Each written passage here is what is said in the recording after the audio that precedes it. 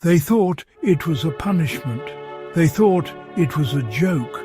Some even whispered that it couldn't possibly be real food. But it wasn't until one American cook walked over, smiling, holding a steaming tray, that the German women finally understood what was happening.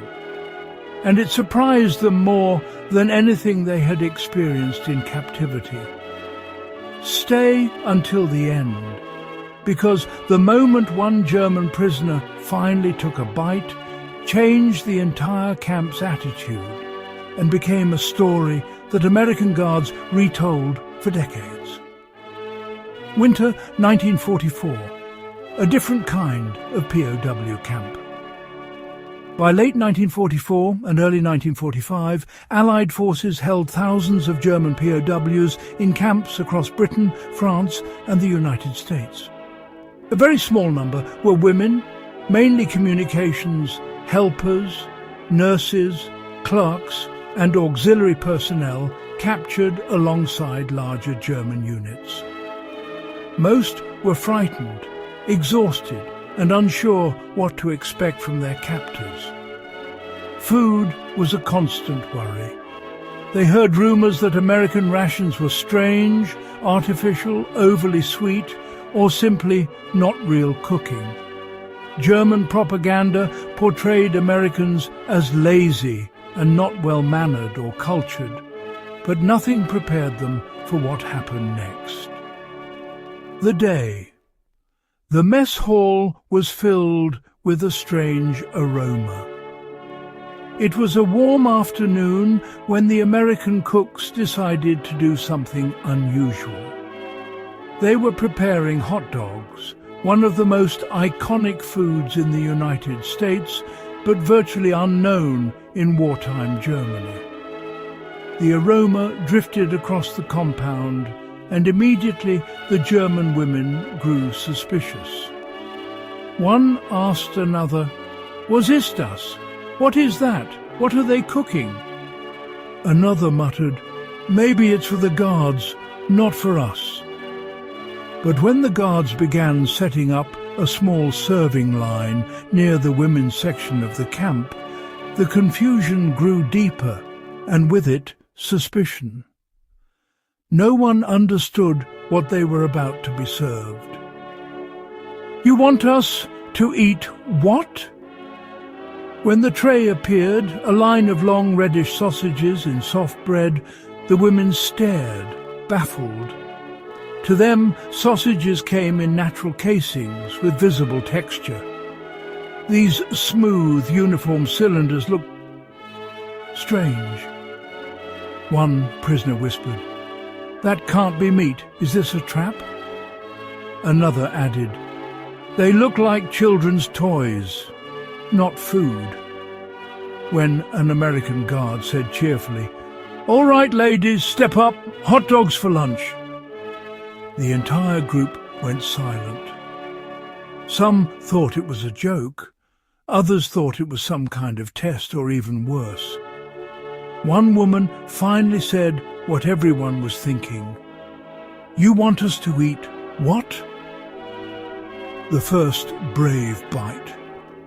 There's a reason this moment stuck in American memory. Because after several seconds of hesitation and confirmation that this is actually made out of normal sausage meat, one of the women bravely stepped forward. She was in her mid-20s, a former radio operator from near Hamburg. She lifted the hot dog, examined it from every angle, smelled it, and then, to the shock of the others, took a bite. She froze. The guards leaned in slightly, curious.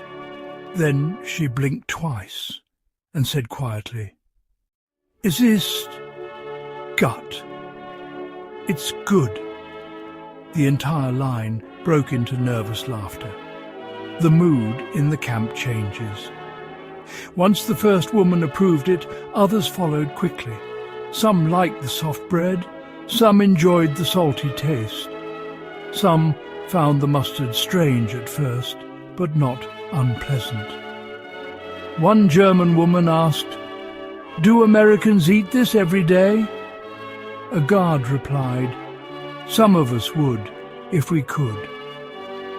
For a brief moment, the barriers between captor and captive felt thinner. Food did what generals and politics could not. It humanized both sides. A quiet realization. Later that evening, one of the prisoners admitted to another, "If this is what they serve their prisoners, they cannot be as cruel as we feared." It wasn't about the hot dog itself.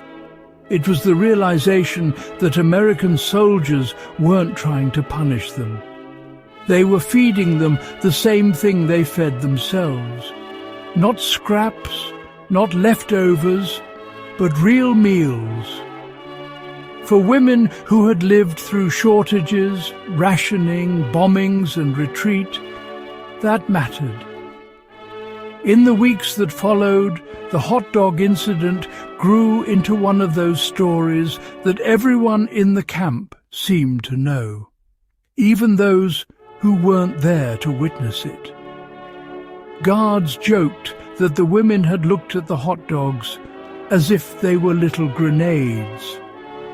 The cooks retold the moment with pride, insisting they had converted skeptics into fans of American food. But beneath the humor was something more meaningful.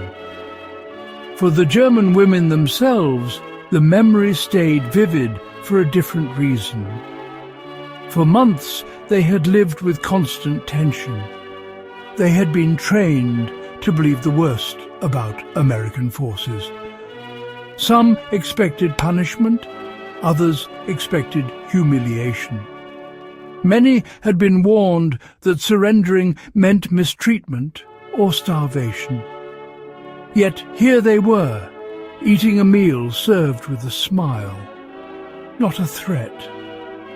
The story survived because it was simple, because it was honest, an example that something as simple as shared food can break barriers, because it reminded both sides that even in war, people are still people.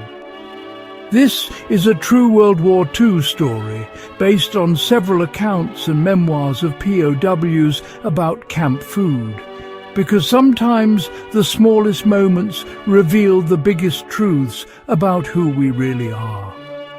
Do you agree? Let us know in the comments and subscribe for more true World War II stories.